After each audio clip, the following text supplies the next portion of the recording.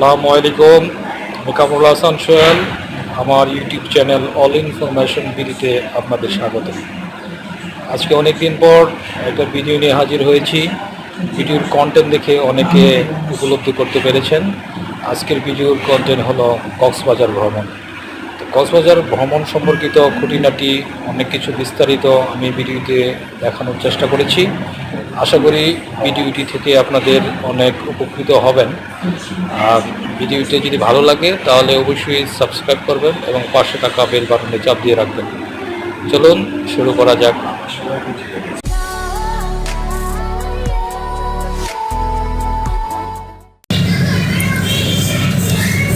আমরা কক্সবাজারের একটা ভাড়ার তালিকা দিয়ে রেখেছি। আশা করি আপনারা আমার ভিডিও থেকে তালিকাটা দেখে নেবেন। আমরা রওনা দিয়েছি রাজেন্দ্রপুর থেকে। রাজেন্দ্রপুর ন্যাশনাল পার্ক এরিয়াতে আছি আমরা বর্তমানে। আমরা ঢাকা কমলাপুর রেল স্টেশনের উদ্দেশ্যে রওনা দিয়েছি। আমরা 2 ফ্যামিলি। আমরা ট্রেনে করে চট্টগ্রাম যাব। চট্টগ্রাম থেকে বাসে করে কক্সবাজারে উদ্দেশ্যে রওনা দিব। তো আমরা রাস্তায় আছি, খিলক্ষেত এরিয়াতে আছি, কমলাপুরের উদ্দেশ্যে যাচ্ছি। রাত্রি এখন 7:30 বাজে। আমরা যাচ্ছি কমলাপুরের উদ্দেশ্যে। তো কমলাপুর উদ্দেশ্যে যেতে যেতে কক্সবাজার সম্পর্কে একটু ধারণা দিয়ে দিই আপনাদেরকে। কক্সবাজারের প্রাচীন নাম পালঙ্কি। একসময় এটি পেনোয়া নামে পরিচিত ছিল। পেনোয়া শব্দের অর্থ ফুল। অতীতে কক্সবাজারের আশেপাশের এলাকাগুলো এই হলুদ ফুলে ঝকমক করত। এটি ঢাকা থেকে 412 কিলোমিটার, চট্টগ্রাম থেকে 159 কিলোমিটার দক্ষিণে অবস্থিত। ইংরেজ অফিসার ক্যাপ্টেন হিরাম কক্স 1799 খ্রিস্টাব্দে এখানে একটি বাজার স্থাপন করেন।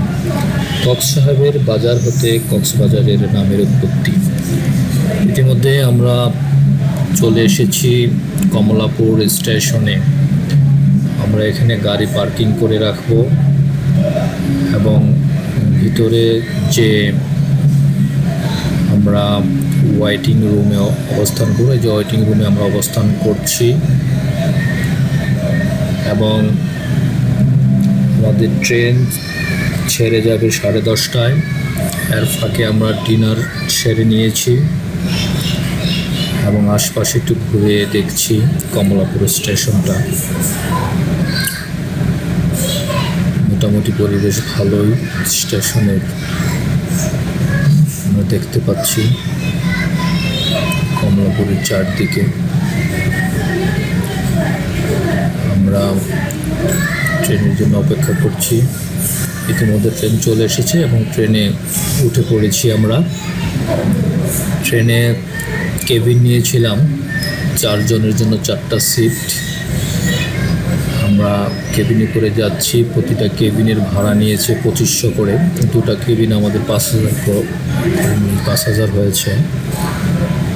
তো আমরা যেতে যেতে সকাল হয়ে গেছে। আমরা এখন চট্টগ্রামের কাছাকাছি চলে এসেছি এবং চট্টগ্রাম নেমে আমরা একটা বাসে উঠেছি কক্সবাজারের উদ্দেশ্যে। আমরা কক্সবাজারের সি ওয়েলকাম হোটেলে উঠেছি এবং হোটেলের লবি। এখানে কাজ সেরে আমরা রুমের দিকে যাচ্ছি।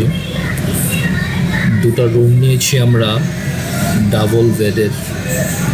2 ফ্যামিলির জন্য ডাবল বেডের 2টা রুম। দেখা যাক রুমে কি আছে, দেখি। 2টা ডাবল বেড, যেরকমটি বলেছিল ঠিক তেমনই আছে।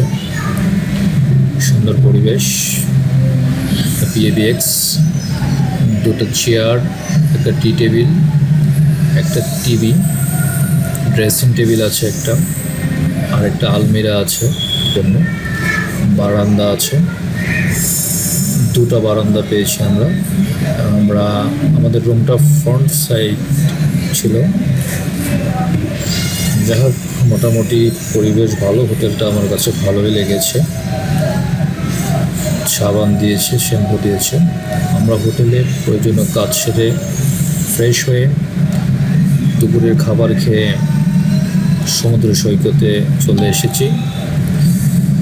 বিকেলে সমুদ্র সৈকত অবলোকন করার জন্যে এবং সন্ধ্যার সূর্যাস্ত দেখার জন্য আমরা এখানে চলে এসেছি। আমার দুই মেয়েকে দেখতে পাচ্ছেন, আনন্দে উচ্ছ্বাসিত তারা দুজন আনন্দ উচ্ছ্বাসে খেলা করছে।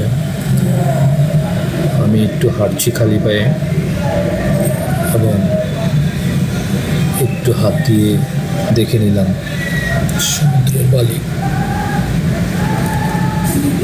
মেয়েরা খেলা করছে,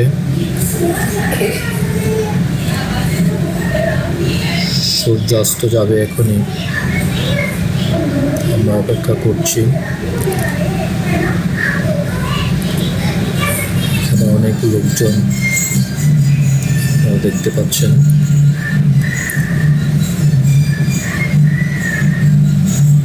অনেক লোকজনের আপনারা দেখতে পাচ্ছেন। এর মধ্যে আমি বলিনি, কক্সবাজারের দর্শনীয় স্থান Saint Martin, radiant fish wall, Dariyanagar, Sugandha beach, Laboni point, Kolatoli beach, Inani beach, Himchari, marine drive road, Rambauddha Bihar, Maheshkhali, Sonadia দ্বীপ, আদিনাথ মন্দির ইত্যাদি সর্বাধিক দর্শনীয় স্থান। আপনারা গেলে কক্সবাজারে এই কয়েকটা স্থান অবশ্যই ঘুরে আসবেন, আপনাদের ভালো লাগবে। আমরা এখনও অপেক্ষা করছি সূর্যাস্তের জন্যে। দেখছেন অনেক লোকের সমাগম হয়েছে কক্সবাজারে বিকালবেলা। সূর্য প্রায় অস্ত যায়। মেয়েরা খেলা করছে। সমুদ্রের পানিতে যাতে ভিজে না যায়, দৌড়ে আবার চলে আসে, শেষ পর্যন্ত ভিজেই গেল। খুব সুন্দর একটি দৃশ্য, সবারই দেখতে ভালো লাগবে। কক্সবাজার যেতে সবারই ভালো লাগে বারবার। অন্যান্য জায়গায় একবার গেলে দ্বিতীয়বার আর যেতে ইচ্ছে করে না, তো একটা জায়গায় আছে যতবার যাবেন ততবারই যেতে মন চাইবে।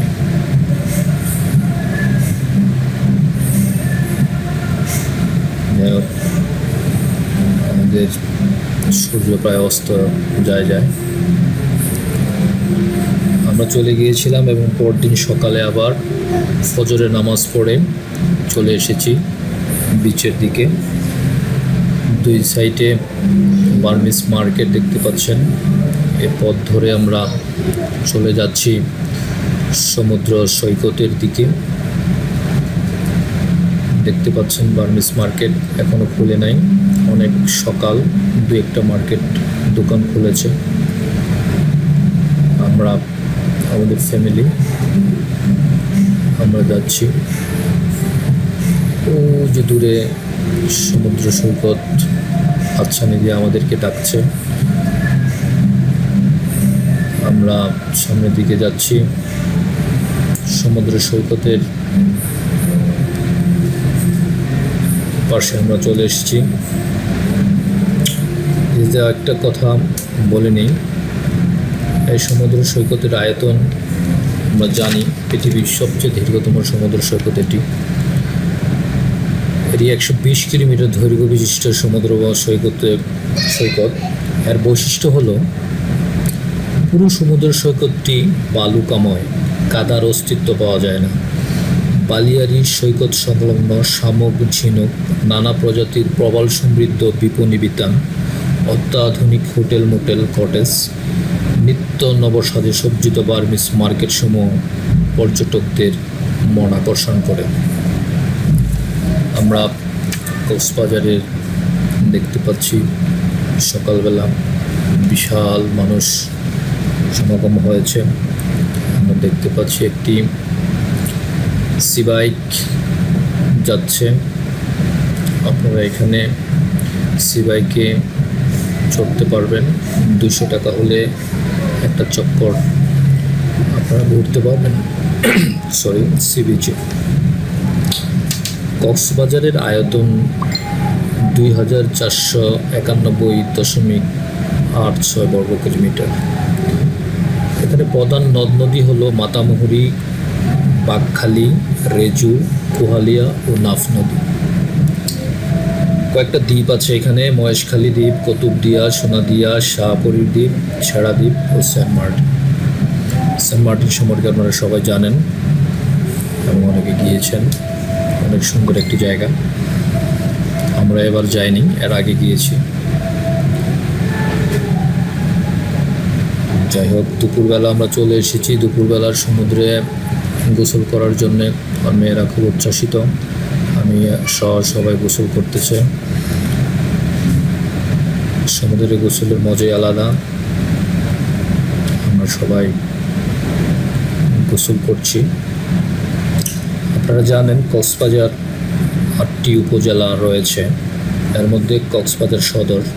আমরা অবস্থান করছি এখন কক্সবাজার সদরে। তারপর চকরিয়া, পেকুয়া, কুতুবদিয়া, মহেশখালী, রামু, উখিয়া ও টেকনাফ, এই 8টি উপজেলা নিয়ে কক্সবাজার জেলা গঠিত হয়েছে। আমার মেয়েরা গোসল করছে এবং খুবই আনন্দ উল্লাস করছে। আমি নিজেও করেছি। আমরা একদিনই গোসল করতে পেরেছি, আর সময় পাইনি। আমরা 3 দিন ছিলাম এখানে, যদিও একদিন গোসল করার জন্য আরেকদিন আসতে আসতে দুপুর হয়ে গেছে, গোসল করতে পারিনি। আর পরের দিন গিয়েছিলাম আমরা রয়্যাল টিউলিপ ইনানি বিচের দিকে, তাই সময় পাইনি। আরেকদিন গোসল করতে পারলেও ভালো লাগতো। যাই হোক, আপনারা গেলে একটু সময় বেশি করে নিয়ে যাবেন, যাতে অন্তত 2 দিন কক্সবাজারে আপনারা গোসল করতে পারেন। আমরা দেখতে পাচ্ছি পাখি, ঈগল পাখি। আসলে কিন্তু পাখি নয়, এটা হলো ঘুড়ি, ঈগল শেপের ঘুড়ি। দেখতে খুব সুন্দর, পাখির মতোই দেখা যায়। আমরা দেখতে পাচ্ছি অনেক মানুষ এখানে এসেছে। সন্ধ্যাবেলায় আমরা আবার চলে এসেছি ওই দিনই সূর্যাস্ত দেখার জন্য আবার। এবং এখানে সূর্যাস্ত দেখার জন্য অনেক লোকের সমাগম হয়েছে, আপনারা দেখতে পাচ্ছেন। আমরা বিচের চারদিকে ঘুরছি, মেয়েরা ছবি ওঠাতে ব্যস্ত। আমি একটু চারপাশে ভিডিও করে নিচ্ছি।